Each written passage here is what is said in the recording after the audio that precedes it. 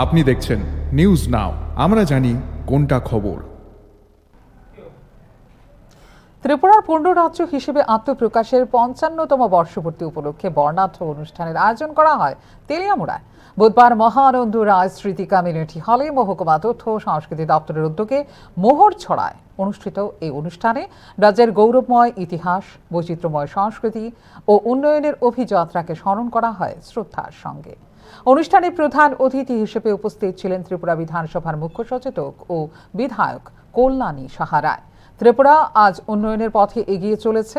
আমাদের সমৃদ্ধ ঐতিহ্য ও সংস্কৃতিকে ধারণ করেই আত্মনির্ভর ও সমৃদ্ধ রাজ্য গড়ে তোলার দায়িত্ব আমাদের সবার বলে এই দিনের অনুষ্ঠানে উল্লেখ করেন ত্রিপুরা বিধানসভার মুখ্য সচেতক কল্যাণী সাহা রায়।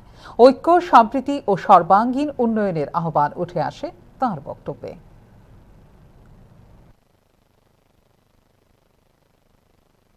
আস্তে আস্তে ত্রিপুরা ভারতবর্ষের সঙ্গে যুক্ত হয়।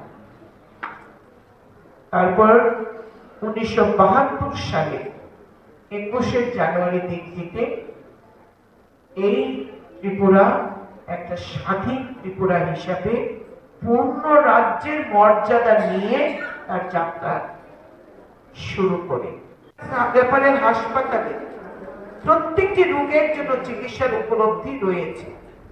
এমনকি বর্তমান রাজ্য সরকার, রাজ্যের মাননীয় মুখ্যমন্ত্রী প্রফেসর ডক্টর মানিক সাহাজি এই রাজ্যের প্রত্যেকটি জেলা হাসপাতালকে জেলে সাজানোর চেষ্টা করছে, যাতে একটি জেলার মানুষ, সেটা খোয়াই জেলা হোক, ধলাই জেলা হোক, উত্তর ত্রিপুরা জেলায় হোক কিংবা অন্যান্য জেলার মানুষকে যেন চিকিৎসার জন্য জেলার বাইরে না যেতে পারে। নির্বাচিত হতো একমাত্র রাজ্যসভার একটি আসনে।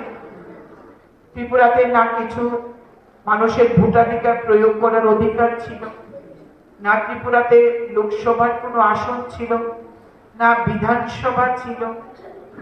আস্তে আস্তে ত্রিপুরাতে নির্বাচন প্রক্রিয়া শুরু হয়।